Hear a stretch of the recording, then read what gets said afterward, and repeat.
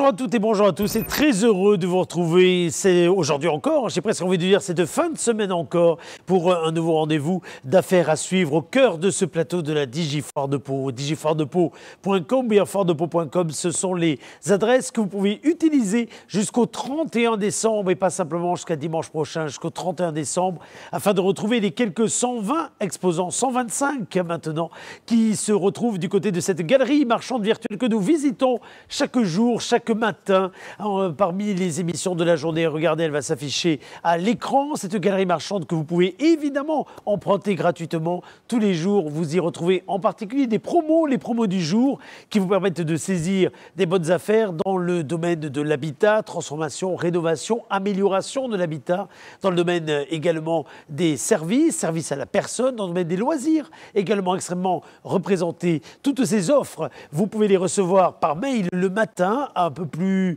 tard que cette émission, aux alentours de 9 h, et en bénéficier directement sur le site. Ces promos qui vont donc perdurer pour ceux qui le souhaitent jusqu'au 31 décembre prochain. N'hésitez pas à le dire tout autour de vous, à partager les liens vous permettant d'aller sur ce site tout à fait original, cette foire de Pau digitale que nous étrenons pour la première fois cette année en lieu et place, malheureusement, de la foire que nous aurions aimé vivre en mode présentiel au cœur du mois de septembre, comme le veut la tradition depuis quelques 71 ans maintenant. Alors, tous les matins, nous prenons contact avec des exposants présents au cœur même de la Digifoire. Regardez, une boutique prise au hasard, on va s'y rendre sans plus tarder. Une boutique parmi tant d'autres, avec la possibilité pour vous de découvrir pour chacune de ces boutiques à la fois de la documentation, des films et vidéos proposés par les uns et par les autres, des offres promo pour celles et ceux qui jouent le jeu. Ces quelques 125 boutiques sont à votre entière disposition sur ce site digifoiredePau.com ou bien foiredePau.com. Tout cela passe par quoi? Passe par des réseaux. Si nous émettons en direct ou dans les conditions du direct ce matin, c'est grâce en particulier à la fibre. Et nous allons dans quelques instants faire connaissance avec un acteur important dans le domaine de ces liaisons et de la fibre en particulier. Il s'agit de Free. Nous partons en agence chez Free dans quelques instants après le jingle que voici.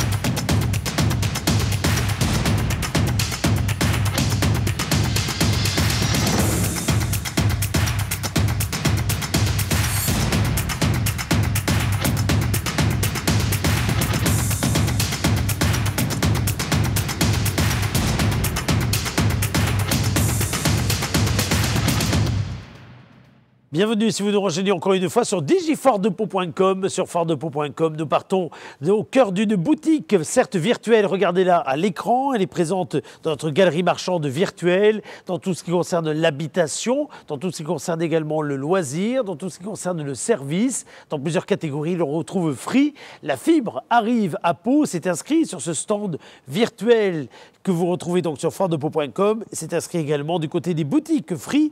Et nous allons retrouver le directeur de la boutique Free réelle, la physique, Xavier Diamantino, qui est avec nous en liaison, est également délégué régional fibre.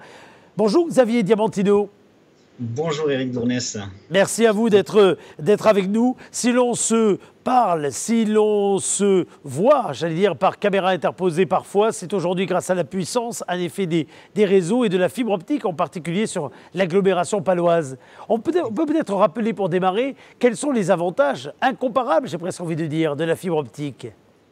Exactement. Alors, juste avant de commencer, en fait, je voulais dire qu'on était ravis de participer à cette Digifoire de Pau et surtout de pouvoir annoncer aux Palois que la fibre Free est arrivée depuis décembre dernier et que nous sommes présents au cœur de l'agglomération, en fait, sur une dizaine de communes en partenariat avec la fibre paloise.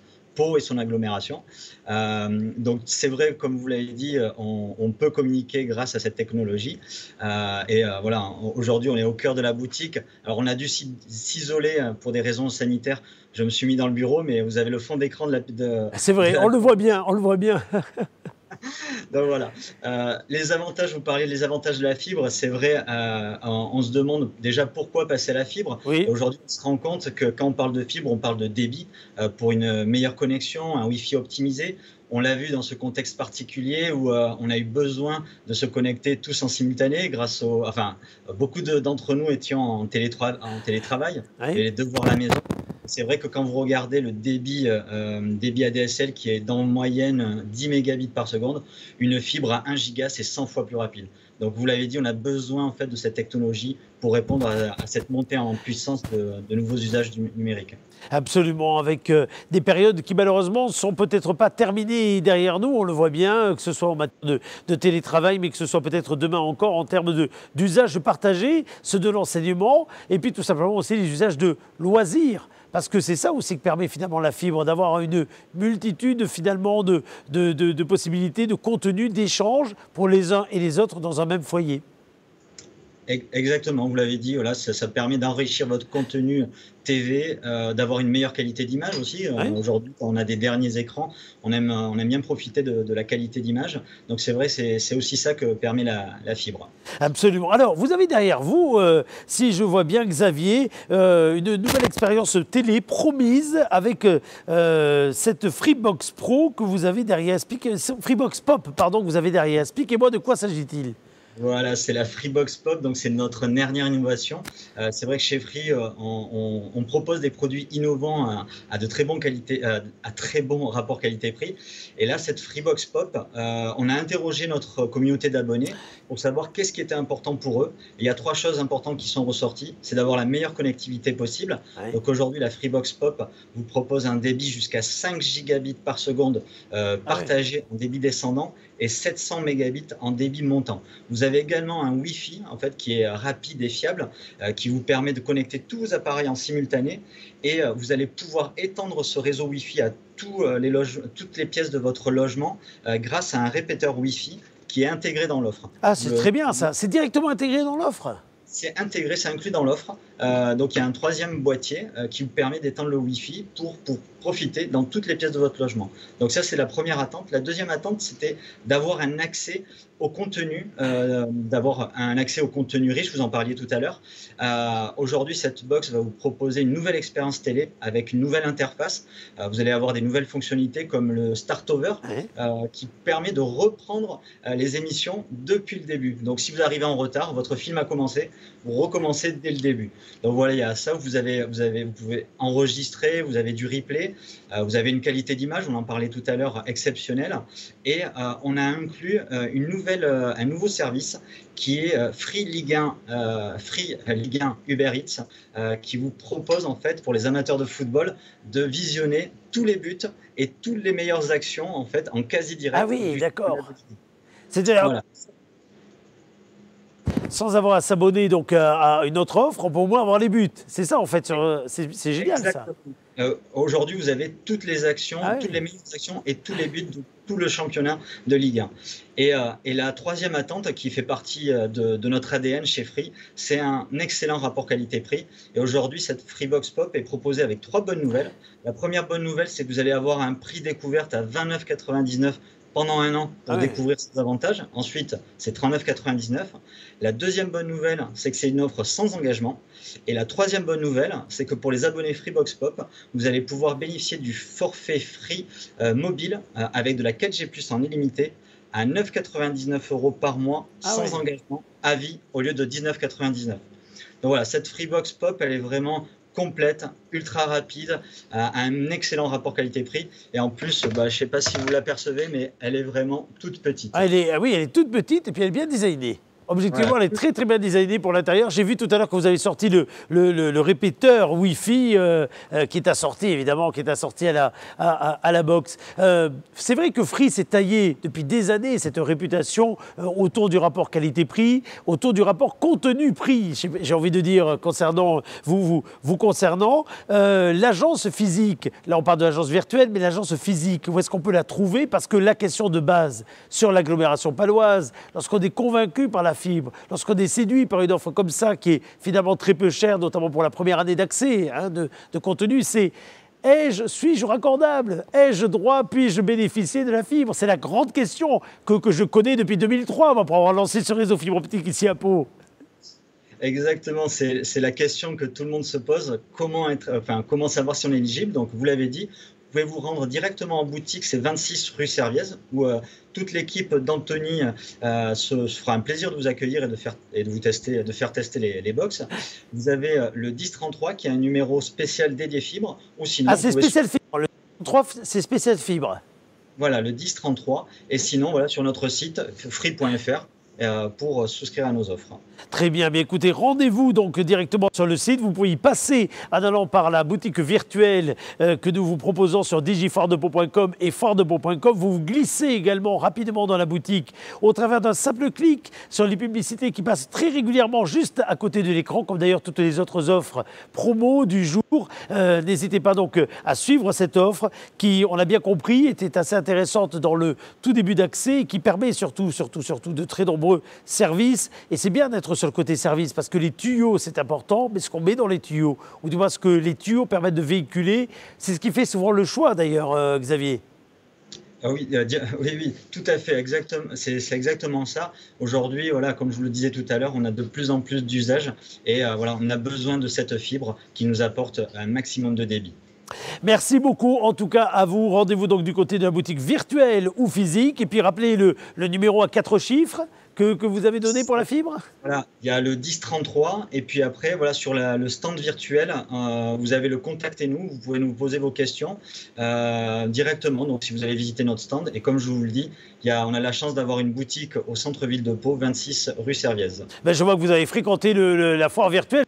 Merci, comme d'ailleurs la confiance que vous nous avez attribuée. Merci Xavier, merci à Free. Cette offre, vous pouvez en bénéficier encore pendant un très long moment parce que vous me confirmez Xavier, c'est toujours aussi pendant les périodes de fin d'année qu'on a des abonnements et puis comment c'est passé la période de fin d'année, on ne va pas la passer tôt chez soi le soir devant des contenus télévisuels puisqu'entre amis, c'est peut-être le moment de se renseigner sur la façon d'avoir du débit et du contenu.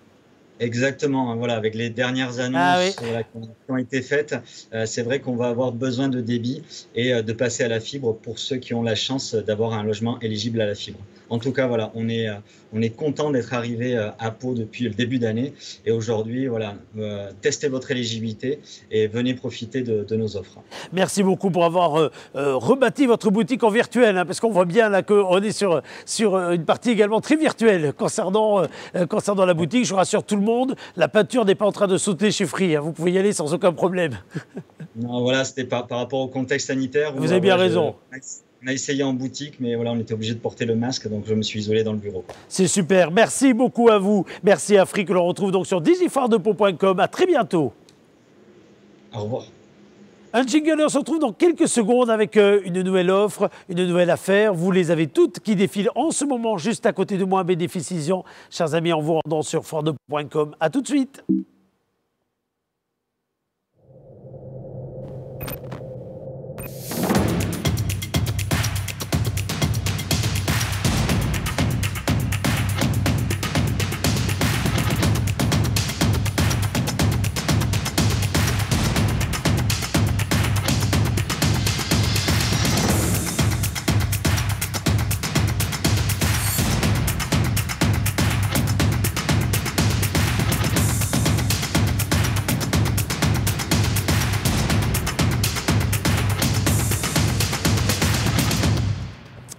Bienvenue si vous nous rejoignez sur digifoiredepau.com. Regardez, sur ce grand écran vient de s'afficher le visuel du salon de l'automobile. Nous avions imaginé que ce salon de l'automobile puisse se tenir en mode présentiel. Les concessionnaires du groupement des concessionnaires palois vous aurez alors accueillis sur leur stand pour vous présenter, comme c'est la tradition, tous les 2 ans, les dernières nouveautés, notamment en matière de motorisation, mais au-delà de véhicules hybrides électriques. Impossible de tenir ce rendez-vous de manière physique, comme la foire de Pau d'ailleurs. Alors le groupement des concessionnaires a décidé de s'associer à cette initiative tout à fait originale, qui est la foire de Pau virtuelle, et de vous proposer tous les jours sur le site internet une visite, non pas de leur stand, mais de leur concession. Pierre-Maël Tisnet, avec Antoine Kebaili, a fait le tour des 17 marques présentes pour cette initiative. Et tous les jours, nous vous présentons des exclusivités, des nouveautés, des modèles qui méritent un coup de projecteur tout à fait particulier.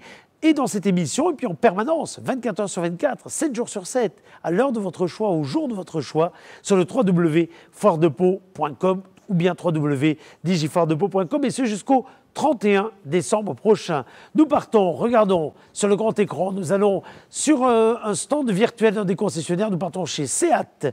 Regardez ce stand virtuel, il est présent dans la galerie marchande de digifoiredepau.com. Si vous descendez sur ce stand, vous pouvez prendre contact avec nos amis de Seat. Vous pouvez également découvrir des nouveautés, notamment la nouvelle Seat Leon. En voici le portrait en image, regardez.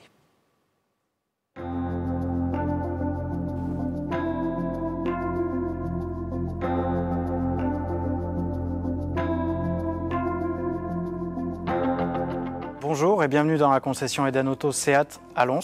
Nous allons aujourd'hui vous présenter la dernière née de la gamme Seat, qui est la Seat Leon, qui est issue d'une lignée de nombreuses Seat Leon avant elle, a été complètement restylée cette année. Cette dernière génération est très esthétique et très équipée en termes de technologie et de signature lumineuse. Sur les optiques avant, ainsi qu'à l'arrière, et également sur un ensemble de LED à l'intérieur qui sont personnalisables en fonction des souhaits et des envies de chacun, ainsi qu'un compteur digital et un écran tactile qui permet une visibilité vraiment très sympathique au quotidien d'utilisation. La Leon se décline déjà en plusieurs finitions. On a la version berline telle qu'on a ici, on a également une version break. On a aussi une sélection de motorisation parce qu'elle se fait en essence, en diesel, en essence avec un smart hybride, donc un mild hybride, et également avec une technologie hybride rechargeable. Aujourd'hui sur la Leon, il y a deux écrans. On a l'écran classique qu'on retrouve comme dans beaucoup de voitures récentes qui contient le GPS, les informations du véhicule, mais on a également un deuxième écran qui remplace le compteur de vitesse traditionnel où on retrouve l'ensemble de ces informations. Et tout ça se règle directement sur le volant ou sur l'écran classique du GPS, donc on a vraiment quelque chose où on peut avoir toutes les informations en un seul coup d'œil. Le plus technologique sur la nouvelle Leon, c'est le Seat Connect. Le Seat Connect, ça permet d'avoir son portable connecté à sa voiture et d'obtenir une multitude d'informations quant à la localisation de la voiture ou d'avoir des trajets dynamiques sur le GPS directement par le biais du téléphone pour opérer le véhicule.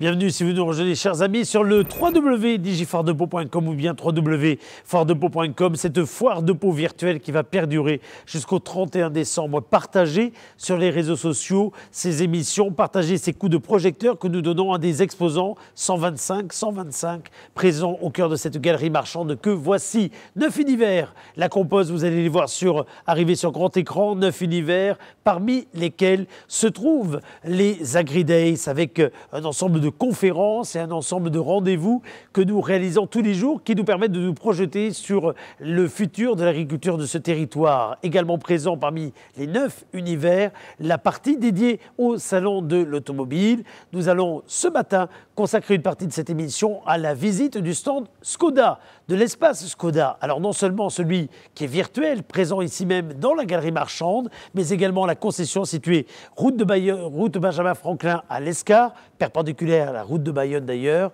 C'est là que toute l'équipe de Bertrand Lacoste vous accueille avec la marque Skoda. Faisons connaissance avec un modèle, la Skoda Octavia Combi. Vous retrouverez cette vidéo, vous pourrez la partager sur les réseaux sociaux, sur le www.foiredepau.com, bien www.digifoiredepau.com. Regardons ce tout nouveau modèle Skoda Octavia Combi avec une vidéo qui a été réalisée au cœur même de la concession à l'Escar.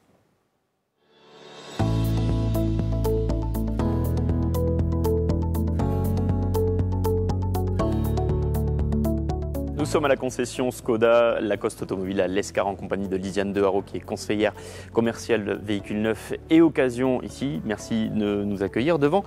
Bon, un véhicule qui est une valeur sûre chez Skoda, on la connaît bien évidemment, mais vous l'avez dans sa dernière version break, qui plus est, vous venez de la recevoir, c'est la Skoda Octavia. Parlez-nous un petit peu de ce modèle. La Skoda Octavia, donc chez nous c'est une valeur sûre comme vous avez pu le préciser. Donc on va l'avoir en break et en berline. Toute nouveauté, mais déjà en termes de motorisation, on va l'avoir en version hybride. Et la dernière nouveauté, ce sera surtout au niveau des écrans. Vous allez avoir un nouveau affichage Digital Cockpit où vous allez avoir l'affichage tête haute. Alors l'affichage tête haute, c'est au niveau du pare-brise, vous allez avoir directement la vitesse à laquelle vous roulez. Ça va vous détecter la vitesse à laquelle vous devez rouler, par exemple 50 km/h en ville. C'est un confort au niveau de la conduite. L'autre vrai point fort de ce break Skoda Octavia, c'est son habitabilité et son volume de coffre. On est à combien à peu près? Alors sur la berline, vous allez avoir 600 litres et au niveau du break, 640 litres. 640 litres, oui. Avec un petit plus qui va intéresser les gens de la région, je crois. La trappe à ski. La trappe à ski, oui, ça peut être utile effectivement. Dernière particularité qui nous a sauté aux yeux quand on a vu ce modèle. Alors c'est une option, il faut le préciser pour ceux qui nous écoutent, c'est le toit panoramique, il est fantastique. Tout à fait, c'est un toit panoramique ouvrant et d'un simple coup. Donc tout est digital puisqu'on est dans une ère de digitalisation. Il suffit d'effleurer au niveau du toit et le toit s'ouvre.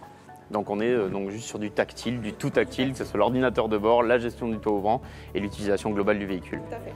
Merci beaucoup. De rien, merci à vous.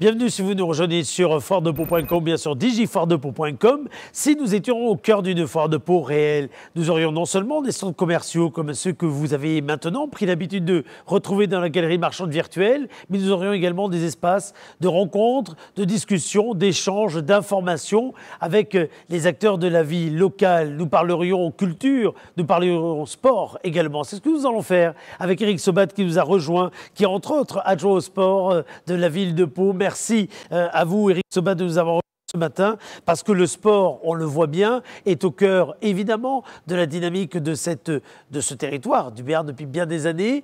Il suscite aujourd'hui bien des questions au regard des conditions d'accueil, d'exercice de la pratique sportive, que ce soit pour le sport professionnel, auquel on pense évidemment, mais aussi pour le sport amateur, qui est confronté à un incroyable défi, celui de pouvoir continuer à réaliser quelque part, aller au bout de la mission vis-à-vis de ses adhérents, vis-à-vis de ses licenciés, dans des conditions sanitaires très compliquées, avec un engagement des équipes salariales, mais aussi et surtout des équipes bénévoles qui méritent un coup de chapeau, peut-être démarrer par là d'ailleurs, parce que vous êtes, vous, un élu très au contact, c'est moins que l'on puisse dire, avec toutes les distanciations physiques qu'il faut, mais très au contact avec le monde sportif, dans toute sa globalité associative et professionnelle. Et ce n'est pas les uns qui souffrent vis-à-vis des autres, c'est tout le monde en ce moment souffre de la période que nous traversons.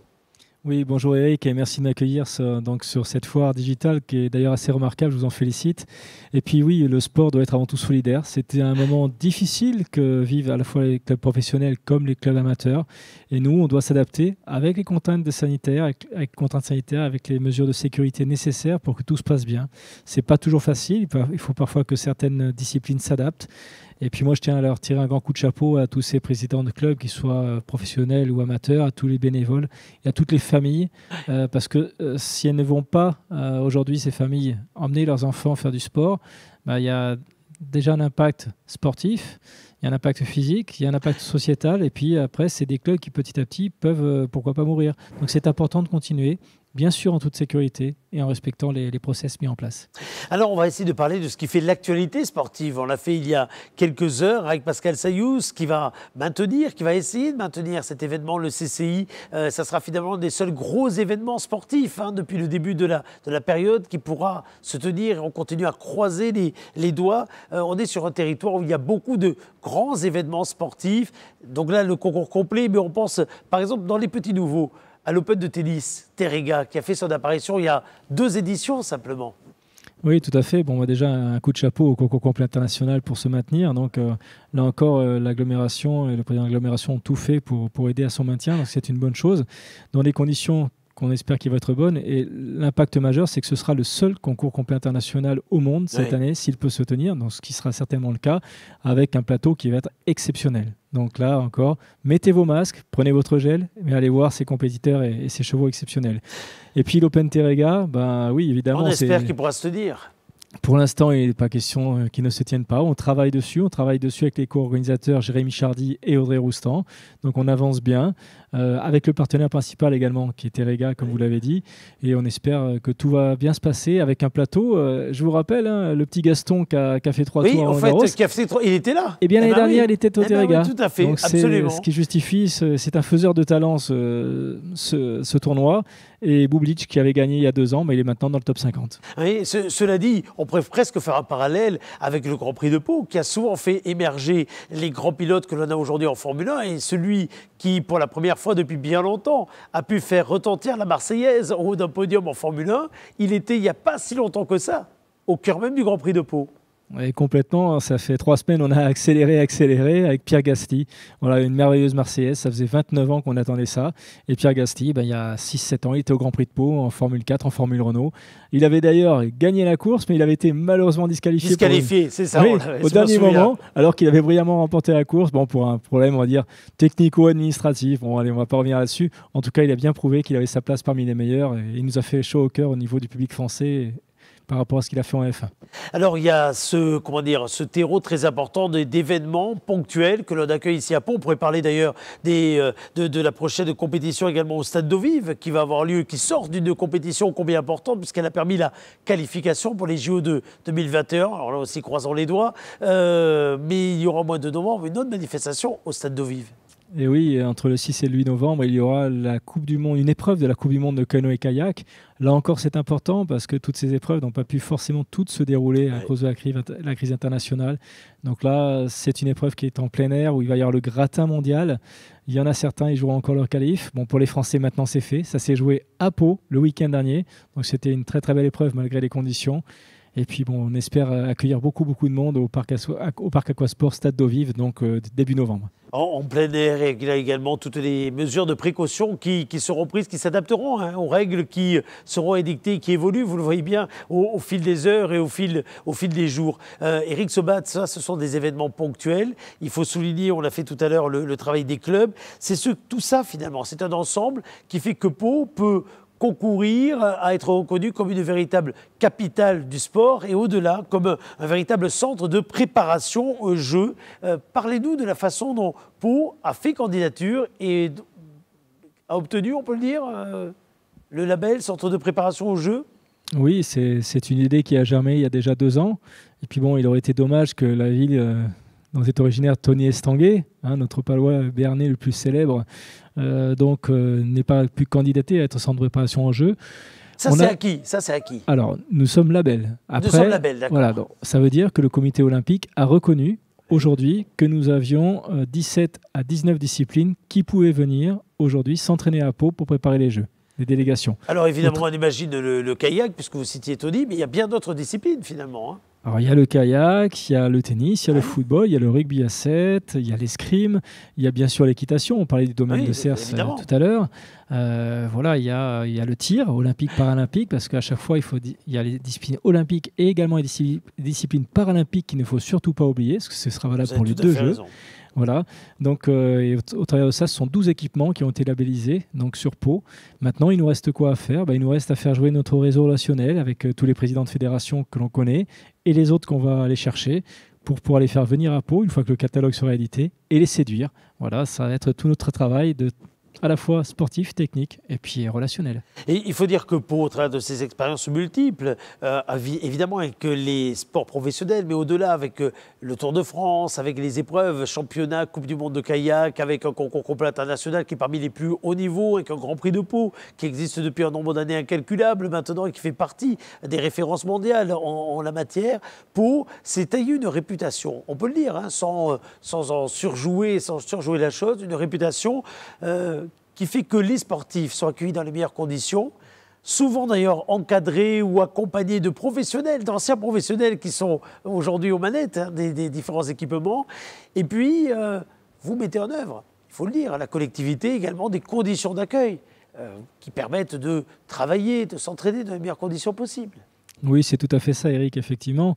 C'est un travail de longue haleine, alors, qui avait débuté parce qu'on a la chance d'avoir des équipements qui ont été conçus à l'époque également d'André Labarré. Il faut rendre à César ce qui appartient à César, qu'on a entretenu depuis, on en a développé d'autres. C'est là-dessus qu'on s'appuie, et puis là-dessus, on s'appuie également sur tout notre réseau relationnel, avec tous ces grands événements qui sont récurrents. Vous les avez déjà cités, mais également toutes les équipes de France qu'on fait venir. On a vu l'équipe de France de volley, on fait venir l'équipe de France de handball. Et au travers de cela, un réseau amical. J'étais la semaine dernière. Vous faites même les assemblées générales. Je crois qu'il y a celle du hand qui va arriver dans pas très longtemps. Mon ami Jean-Pierre Feuillant, vice-président de la Fédération française de handball, était là la semaine dernière pour le match du billard handball.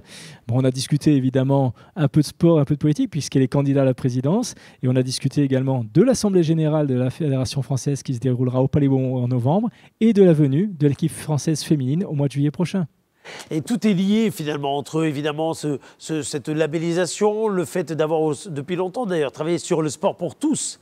Vous parlez des personnes handicapées tout à l'heure, mais c'est une reconnaissance très importante pour la ville en la matière. C'est une reconnaissance très importante et c'est un dossier auquel je suis très attaché avec les services, auquel je tire d'ailleurs un coup de chapeau parce que s'il n'y a pas de bons services, il n'y a pas de bonne politique sportive et ils font un travail remarquable.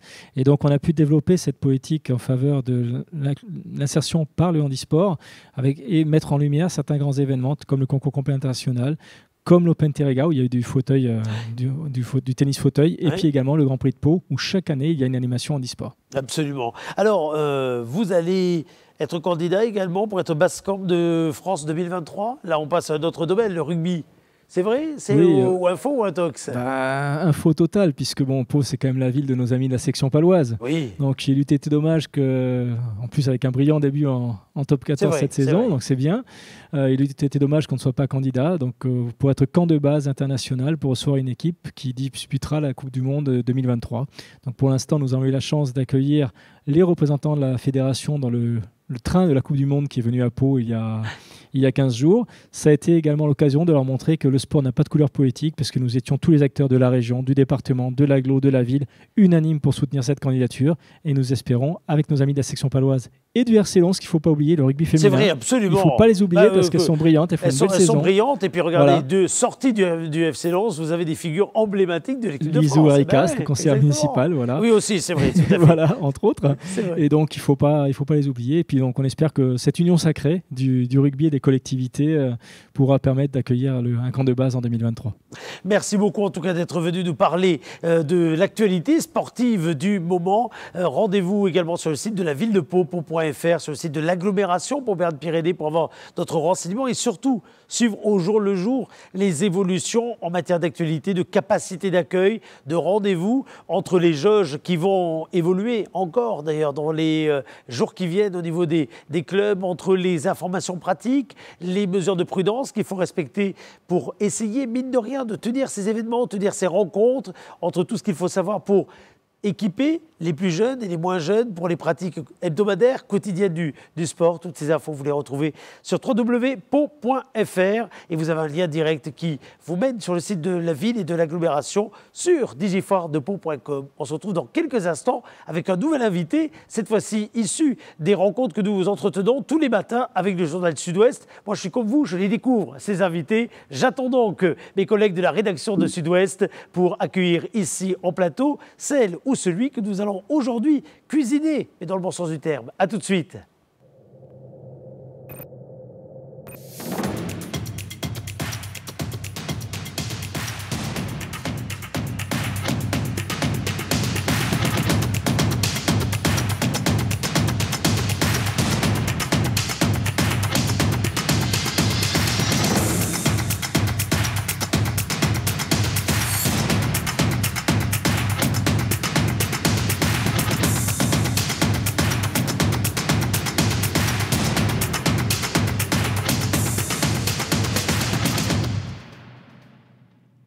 à vous si vous nous rejoignez sur sudouest.fr ou bien sur foiredepau.com, digifoiredepau.com, peut-être en direct en cette matinée maussade au niveau météo, ou bien peut-être en replay pour celles et ceux qui nous suivent jusqu'au 31 décembre sur le www.foiredepau.com. Tous les matins, vous le savez, avec l'équipe du journal Sud-Ouest, nous aurons le plaisir de recevoir un invité. Ce matin, c'est Gabriel Blaise qui est venu accompagner. Et vous allez, mon cher Gabriel, nous présenter l'invité du matin avec laquelle nous allons converser pendant quelques minutes maintenant. Bonjour Eric, bonjour Claire Perpignat, donc l'invité de Sud-Ouest du jour. Claire, vous avez 27 ans, vous êtes commerçante depuis un an que vous avez ouvert avec votre frère Antoine AQ dans la rue Carnot. Donc AQ qui est une épicerie, un café. Comment vous définissez ce lieu ? Alors déjà bonjour à tous, bonjour Gabriel, bonjour Eric, merci de me recevoir. Donc effectivement, il y a un peu plus d'un an, avec mon frère Antoine, on ouvrait Akiu, qui a une partie épicerie, dans l'idée de faire un circuit court avec les producteurs. Donc ça veut dire qu'il y a le producteur, nous et le consommateur. Voilà, en centre-ville, donc réunir vraiment les produits du coin, 50 km autour de Pau, en centre-ville. On peut y aller en vélo, c'est vraiment un commerce de proximité. Mais c'est pas qu'un commerce. Mais c'est pas qu'un commerce, voilà, on s'est dit, et pourquoi pas créer un lieu aussi où on peut venir boire le café, où on peut venir prendre le petit déjeuner, goûter, dîner, écouter de la musique, assister à des conférences, un lieu d'échange en fait. Et donc, est-ce qu'on peut parler de tiers-lieu, selon vous ? J'aimerais bien. C'est un lieu... un peu à la mode, mais l'idée du tiers-lieu... Sur l'idée, c'est une bonne question, parce qu'il y a un peu, quelque part, quand on vous regarde, moi je passe souvent devant chez vous, il y a un peu cet esprit-là, quoi, mine de rien. Ouais, je pense qu'il y a cet esprit-là, si ce n'est qu'on est sur un local assez petit. Et c'est vrai que moi, quand j'imagine un tiers-lieu, que ce soit à Paris, Bordeaux, enfin dans les grandes villes, on a plutôt des grands espaces. Oui, mais l'idée de tiers-lieu, c'est juste le lieu qui évolue en fonction des gens qui interviennent. Et est-ce que vous aviez une idée précise déjà de ce que vous comptiez faire ? Non. non, vraiment l'idée c'était de s'installer du coup rue Carnot, de réussir à avoir comme clientèle les gens du quartier et que les clients se sentent comme chez eux. Voilà, on veut pas que nous on soit les commerçants et qu'il y ait un rapport un peu particulier, au contraire. On est tous ensemble et c'est pour ça on a une salle à l'étage qu'on met à disposition gratuitement, pour que les gens présentent ce qu'ils font. On a des cours de yoga, on a eu des cours de cuisine, des conférences. Enfin voilà, faut vraiment on voulait effectivement que ce soit un lieu d'échange où on est tous à la même hauteur aussi. Et qui est-ce qui a eu l'idée au début ? C'est votre frère ou vous ou quelqu'un d'autre ? Je pense que l'idée, elle existe déjà ailleurs et on n'a fait que puiser des idées dans nos parcours professionnels et nos parcours de vie aussi. On n'est pas du tout de cette formation-là. On a beaucoup voyagé tous les deux. Donc, on a pris un peu des idées de partout et on a essayé de mettre tout ce qu'on aimait au même endroit et pour toucher le plus de gens possible et que chaque personne, chaque profil trouve un recoin, une idée, un produit qu'il aime chez nous, chez Akio. Mais c'est ça qui est amusant d'ailleurs, parce que si vous me permettez, et c'est pas du tout péjoratif ce que je veux dire, il y a un petit côté grand bazar chez vous qui est assez remarquable. Côté foire peut-être. Oui, mais c'est pour ça que je m'y retrouve tout à fait. Alors, et d'abord dans le principe des circuits courts que vous mettez en avant au niveau des produits que vous délivrez, mais outre les produits que vous mettez en avant, il y a cette espèce, en effet, de liberté, de s'approprier le lieu, de faire presque comme à la maison, d'y avoir des discussions très café du commerce. D'ailleurs, c'est pas un secret que de dire que pendant des périodes des discussions, même politiques, pouvaient avoir lieu, eh bien, vous accueillez les uns, les autres pour converser et échanger. Ce côté finalement ouvert, c'est ça pour vous la définition du nouveau commerce, en tout cas du commerce de proximité au centre d'une ville? Alors, je crois que c'est pas le nouveau commerce. Je crois qu'on revient en fait à ce que c'était le commerce avant. Et pourquoi pas? Et voilà, une épicerie dans un village ou un bar où on allait en sortant du travail. On y allait seul parce qu'on savait qu'on allait rencontrer quelqu'un. Et ouais, je pense qu'à l'heure où on est de plus en plus sur les réseaux et qu'en fin de compte, on s'éloigne peut-être de plus en plus, avoir un lieu comme ça où il n'y a pas de smartphone, il n'y a pas d'horloge. Vraiment, les gens rentrent. Oui, il n'y a pas d'horloge. Il n'y a pas d'horloge. Et ça, il y a beaucoup de clients qui se sont fait avoir. Et voilà, c'est ce qu'on voulait. Est-ce qu'il y a une recherche si on a choisi de parler d'Akio avec la rédaction, c'est d'abord parce que vous fêtez vos 1 an. Et par les temps qui courent, les commerces qui ont ouvert et qui tiennent, bon, malheureusement, c'est pas forcément commun. Je crois que ça marche. Enfin, je crois que vous n'étiez pas dans une démarche spécialement commerciale dans l'idée d'en faire des milliers et des cents, mais ça fonctionne. Vous avez de l'avenir. Et il y a une notion d'identité qui se dégage de cet endroit. Est-ce que c'est pareil? Est-ce que c'est quelque chose que vous avez pensé Non, nous, une fois de plus, on est... c'est l'impro du commerce, mais c'est chouette par rapport à tous ceux qui ont des business plans, des franchises, des trucs très arrêtés, etc. On a dû en avoir. Économiquement, il y avait un projet. Mais c'est vrai que le projet, c'était aussi, une fois de plus, laisser la place à l'improvisation. Au début, je me rappelle, quand on commençait à faire des événements, les gens nous disaient « mais vous annoncez que la semaine d'avant, mais vous êtes fous, il faudrait programmer les choses longtemps à l'avance. » Et là, maintenant, par exemple, on envoie une newsletter tous les samedis de la semaine qui arrive, parce qu'au dernier moment, nous, on est prêts à ce qui...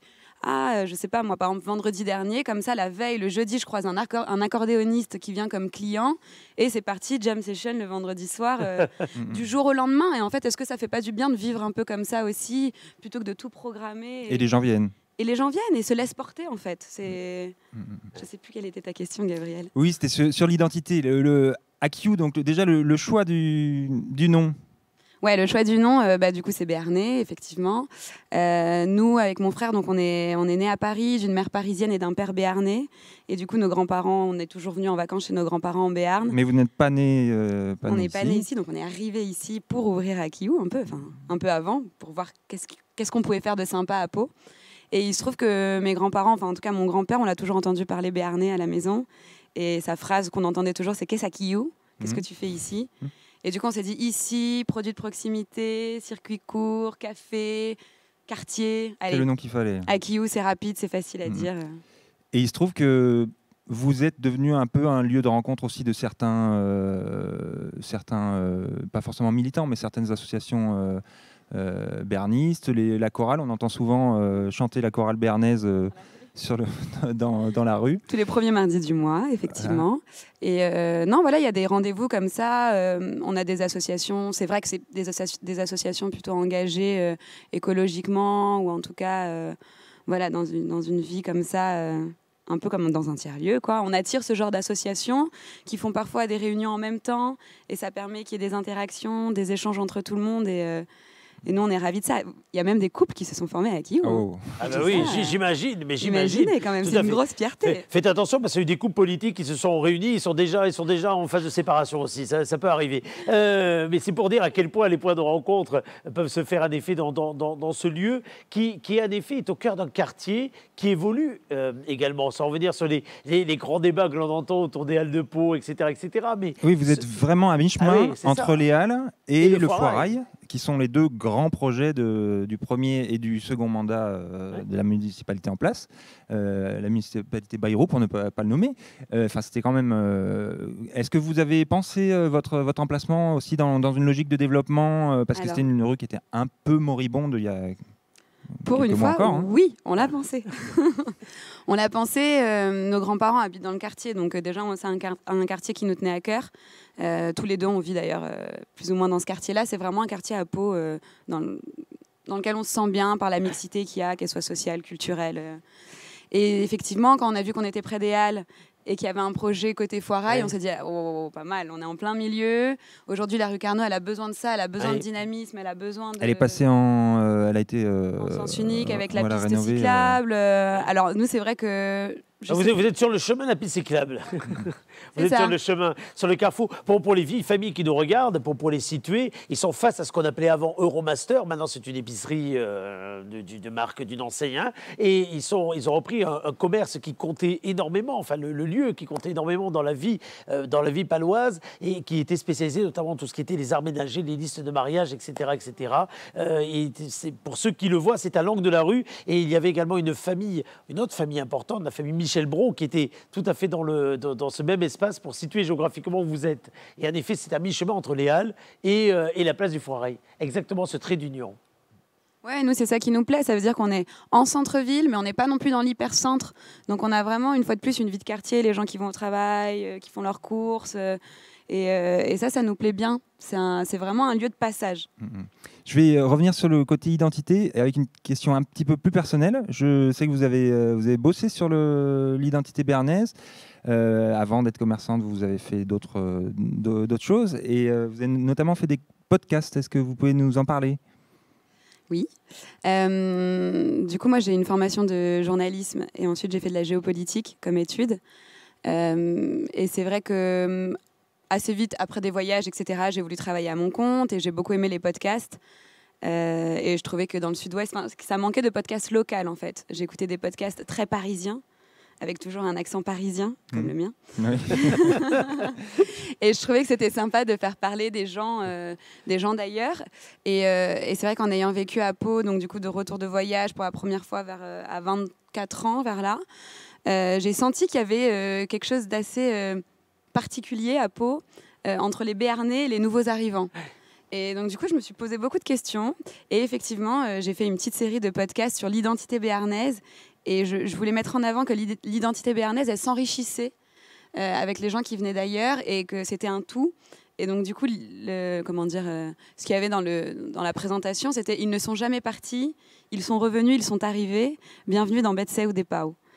Et donc du coup derrière c'était c'est 15 minutes, ça s'appelle Betsé ou des Pau, c'est sur internet et c'est 15 minutes d'entretien où moi je coupe ma voix au montage et c'est vraiment un récit sur quelle est votre relation au Béarn, comment vous vous sentez, et donc du coup il y a plein de choses très intéressantes. Et on vous invite à aller les écouter parce que c'est prenant. Allez, je le note, je ne savais pas, je le note. En tout cas, ça promet un bon moment. On voit la passion que vous développez autour, quelque part, de ce lien entre l'enracinement, tradition, mais aussi la modernité dans la relation. Vous voici donc chef d'entreprise maintenant, dans une époque, Gabriel l'a dit tout à l'heure, qui est particulière pour l'entrepreneuriat, qui est particulière pour le commerce, qui plus est dans le commerce où la rencontre a un sens tout à fait particulier. Vous n'imaginez pas, j'imagine, comme nous d'ailleurs, traverser les époques que nous traversons maintenant, s'il fallait ressortir quelque chose de la période actuelle qui finalement transforme votre façon d'exercer le métier, d'être entrepreneur, ça serait quoi ? Alors je ne sais pas si c'est juste en ce moment, mais pour moi la clé d'être entrepreneur, c'est être créatif. Et tout le temps. Moi, si on passe 2 semaines sans avoir une nouvelle idée ou sans mettre quelque chose en place de nouveau à Kiou, je le vis pas bien.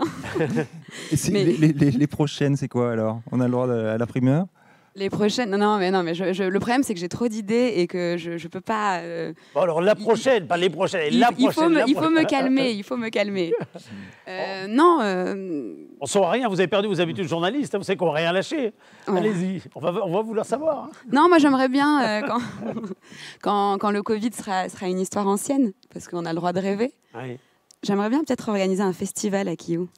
D'accord. Ah ben écoutez, j'entends l'idée. Un festival, j'imagine, hors les murs. Dans les murs et hors les murs. Hors les murs, en fait. Du coup, recréer l'ambiance et la convivialité, le mélange qu'on a au magasin, mais pouvoir le faire en extérieur et sur un week-end entier. À voir, parce que mon frère, il n'est pas encore tellement d'accord. Ah bon, je croyais qu'il allait le découvrir. Vous allez nous dire, il ne le sait pas, il va le découvrir en regardant cette vidéo. En tout cas, moi, j'invite tout le monde à aller découvrir votre espace. C'est une très bonne idée d'avoir mis en avant, en effet, du commerce de proximité. Et là, on touche pleinement le mot de ce qu'est le commerce de proximité, les lieux de vie, et on touche pleinement le concept du lieu de vie. Je reviens simplement là-dessus. Est-ce que vous sentez dans vos habitués, dans ceux qui viennent ou dans ceux qui viennent pour la première fois, une ambiance pesante qui fait que la rencontre, même s'ils en ont envie, ils la vivent avec un peu plus de difficulté qu'avant, parce que oui, il faut s'asseoir, oui, il faut bien se poser pour enlever les masques, oui, c'est plus contraignant, il faut quand même se le dire. Absolument, c'est plus contraignant. On a même eu très peur à la rentrée. Moi, j'avoue que je me suis dit, mais peut-être que les Français vont plus jamais vouloir sortir dans les cafés, partager un moment, parce qu'on a peur, parce qu'on en monte la tête, et parce qu'il faut faire attention. Et parce qu'il faut faire attention, Évidemment, donc nous, c'est vrai qu'on respecte, je pense qu'on est assez carré, enfin, on est carré. Vous avez eu des visites des forces de l'ordre pour surveiller la terrasse ou... Non, jamais. Ensuite, enfin voilà, nous, on a le masque en continu, les gens l'ont en continu quand ils se lèvent, enfin, ils le savent, ils le respectent. Et ça n'empêche les échanges. Et ça n'empêche pas qu'il y ait des échanges une fois quand on est assis et qu'on consomme, on peut se tourner et parler à la table du voisin. Enfin, ça reste quand même autorisé et heureusement. Et c'est vrai qu'il y a beaucoup de gens qui nous disent c'est un plaisir dans des moments comme ça de pouvoir passer du temps à Akiu et vivre ça. Donc, on n'a plus trop l'opportunité de vivre ça en ce moment. C'est dommage. Eh bien, rendez-vous du côté d'Akiu, rue Carnot. Merci Gabriel pour cette rencontre. Merci à vous. Merci puis, Claire. Merci Claire. Et puis rendez-vous demain sur le plateau de la Digifoire de Pau pour un nouvel entretien. D'ici là, notre rendez-vous. Vous en rythmez la journée. Vous les retrouvez soit sur digifoiredepau.com, soit sur foiredepau.com avec la présentation de quelques 120 exposants qui sont pour beaucoup, comme Claire d'ailleurs, des acteurs de l'économie de proximité, des commerçants, des artisans, des personnes derrière les stands virtuels. Il y a des visages, il y a des personnes qui ont des savoir-faire, il y a des personnes qui ont du vécu, de l'expérience et qui ont envie de la partager avec vous. Donc n'hésitez pas à aller les découvrir, certes virtuellement, vous leur envoyez un petit message, ils prennent contact ensuite avec vous et on recrée ainsi, faute de présence physique, on essaie de lutter contre la distanciation sociale en respectant la physique, mais on essaie de lutter contre la distanciation sociale en permettant aux uns aux autres de prendre contact ensemble. C'est toute la vocation de ces rendez-vous qui se renouvelleront demain. Salut et à demain.